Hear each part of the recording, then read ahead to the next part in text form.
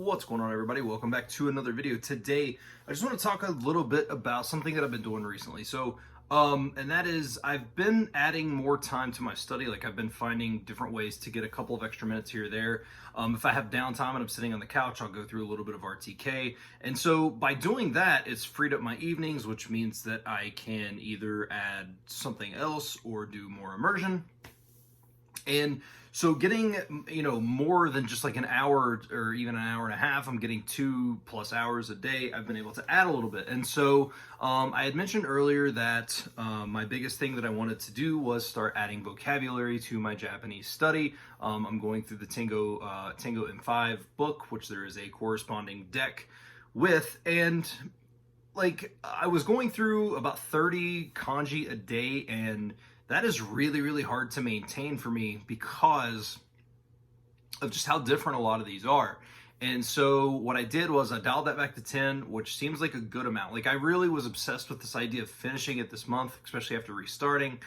But you know what? I mean, it's kind of a long haul thing. So, I mean, whether I finish this month or next month, in the grand scheme of things, an additional month is not really that crazy. So, and yes, I could do 20 or 30 cards a day of that. However, I noticed the more cards that I had that were new in terms of just kanji, I was seeing less results, and I was just really struggling with remembering. Now that I'm doing 10, I've noticed that my retention rate is a lot higher because I feel more comfortable spending more time on those kanji and really reading through the stories and all that stuff. So but what I've done is I've added the Tango M5 deck, and I'm starting to go through it now.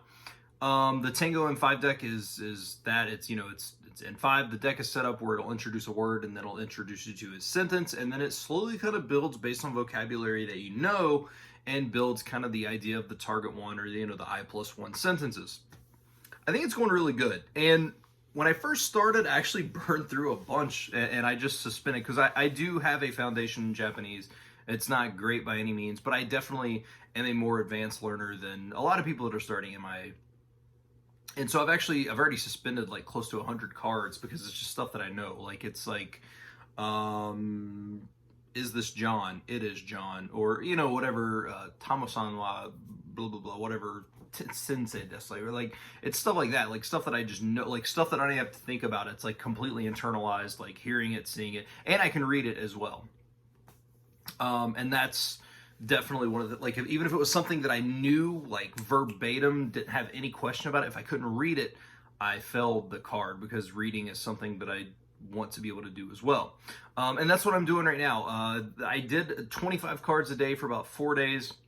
I'm already 20% through the deck, so I've just to give you an example. And then once I started getting to where about 5 or 10 of those cards were all like new, and it wasn't stuff that I was like, you know what, like, okay, I know Toshokan is library, but like I haven't heard it as much. Like, when it was getting to stuff like that, and then it was introducing like the writing for Ginkgo, for example, like, I started slowing down, and I do 10 a day of that. So I'm doing 10 RTK and 10 of the Tango N5, and this actually is working really, really well. And like I said, as I'm going through this deck, if I don't recognize the characters in terms of being able to read it, even if I understand it when I hit to see the solution, if I understand it, I still fail it because I do want to learn how to read it. And I actually have noticed that going through this deck, what's cool to me is this has actually kind of helped solidify a lot of the kanji that I've learned in RTK. And I really think that, I don't know, I mean, do whatever you want, but like, I really see, like, I feel like it's benefiting me going through RTK and this at the same time, because I'm seeing the characters from RTK in a natural context in terms of like reading it and stuff.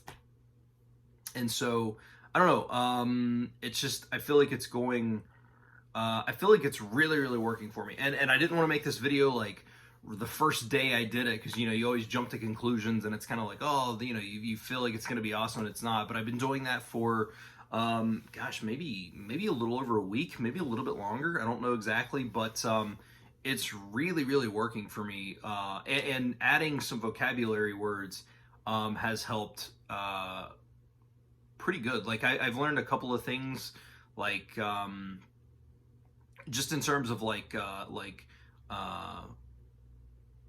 the word for question or the word for problem, or like not anything like, I don't know how common these words are, but it's within context. I see these words like, and some of them still confuse me, right? Like for example, Ray, I can't remember right off if that is like question or if that's like pay attention to the problem type of situation. I can't remember exactly, but it's something that I will review again because I just learned that word yesterday.